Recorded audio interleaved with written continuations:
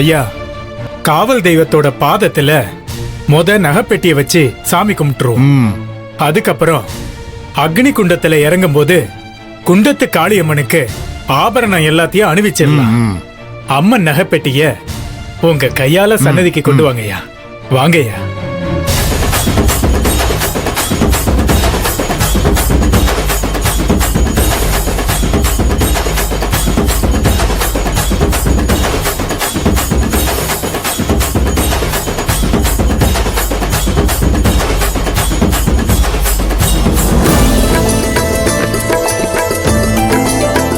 அம்மா தாயே குண்டத்து காளியம்மா, ஆபரண பெட்டியை கொடுங்க ஐயா.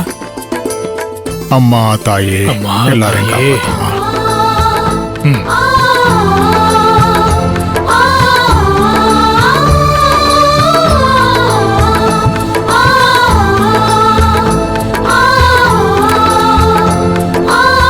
அம்மா தாயே குண்டத்து காளியம்மா, எல்லாம் நல்லபடியா நடக்கணும்.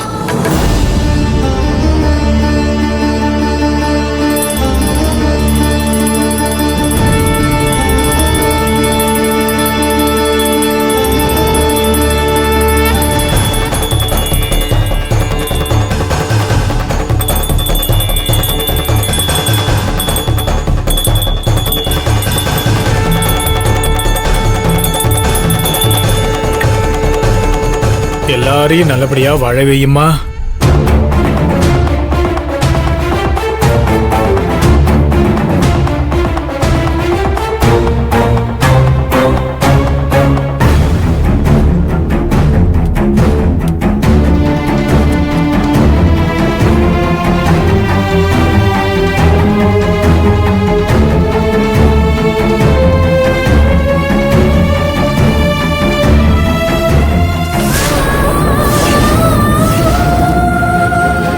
அம்மா தாயே, என்ன சோதனை இது?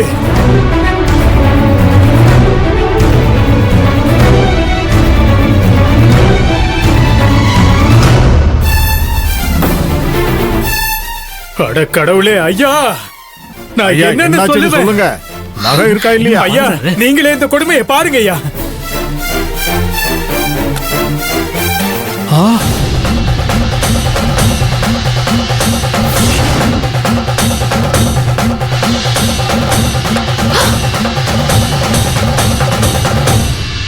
என்னையா இது?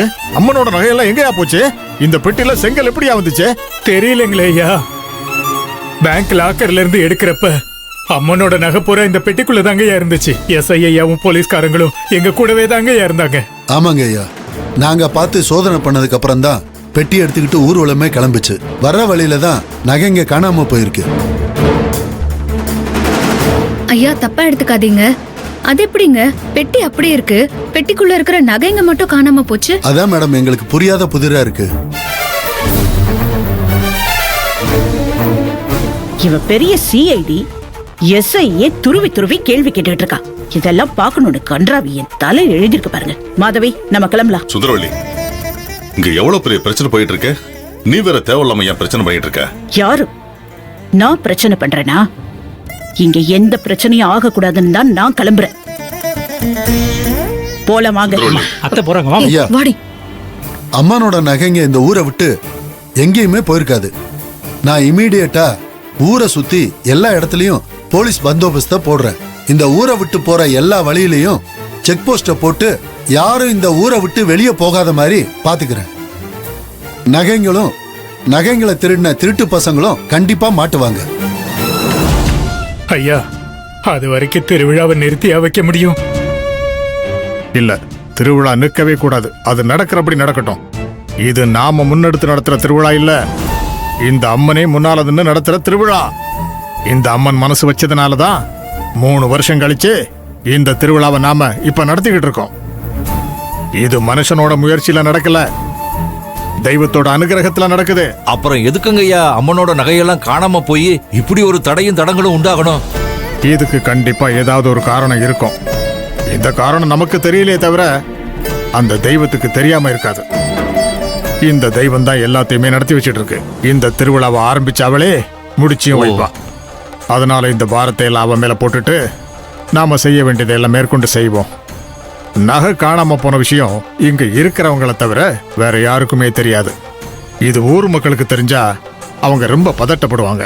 ஆமாங்க ஐயா, அது எங்களுக்கும் இடைஞ்சலா தான் இருக்கும். மக்கள் கிட்ட பயமும் பதட்டமும் வந்துருச்சுன்னா அதை பயன்படுத்தி எங்களை டைவர்ட் பண்ணிட்டு திருடனுங்க ஈஸியா தப்பிச்சிருவானுங்க. அதுக்கு இடம் கொடுக்க கூடாது. அதனால இந்த விஷயம் நமக்குள்ளேயே இருக்கிறது தான் நல்லது. நாங்க எப்படியும் இன்னும் கொஞ்ச நேரத்துல நகைங்களை கண்டுபிடிச்சிருவோம். எங்களை நம்புங்க. நாங்க உங்களை நம்பல சார், இந்த அம்மனை நம்புறோம். அவ உங்க மூலமா கண்டுபிடிக்க வைப்பா, காணாம போன நகைங்களை மீட்பா. அது வரைக்கும் பிரச்சனை இல்லாம திருவிழா நடக்கட்டும். அக்னி குண்டம் இறங்கி வேண்டுதலை முடிச்சு அதுக்கப்புறம் தானே அம்மனுக்கு நகைங்களை அணிவிக்கிற விசேஷமே நடக்கும். அதுக்குள்ள நகையும் கிடைச்சிரும். அதனால பூமிதி திருவிழாவையும் சமபந்தி விருந்தையும் எந்த குறையும் இல்லாம நடத்துறதுக்கான எல்லா ஏற்பாட்டையும் நாம பாட்டுக்கு செஞ்சுக்கிட்டே இருப்போம். காரியம் தான் நம்மளோடது, காரணம் அவளோடது. அவ பார்த்துப்பா. அம்மா குண்டத்து காளியம்மா. போலாம் டாடி, வாங்க போலாம்.